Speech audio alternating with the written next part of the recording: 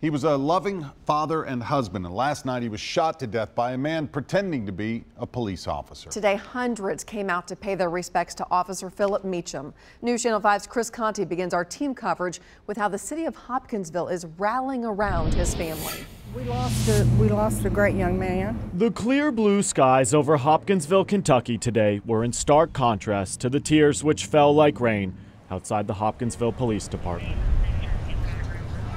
Officer Phillip Meacham's patrol car sat like an open wound here, too painful to look at, too touching to turn away from.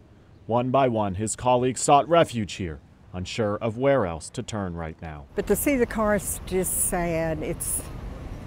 Pam Combs could find no other way to support Officer Meacham's family today, so here she stood with hundreds of other people. I think the whole city is in shock. Shock. You could see it on the face of Officer Meacham's wife, sense it with every hug his young daughter was given, see it as the flags fluttered softly in the early spring breeze. I hurt for the family.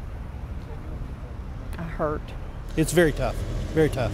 Rick Bowling did not want his family to feel alone as Officer Meacham was driven through the town he grew up in one final time. When you lose one officer, you don't just lose an officer, you lose a brother. It is the kind of thing we should never get used to. Oh, Lord, here they come.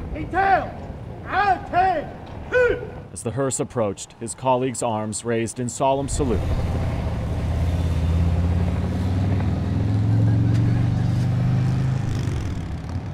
A brief pause in front of the place he loved, in front of the people he loved, and then he was gone.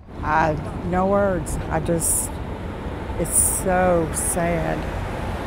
It's just heartbreaking for this family. No one in Hopkinsville knows when this kind of pain will subside. So until then, they'll just hold on tight and hope for brighter days ahead. He was a good young man. Chris Conti, News Channel 5.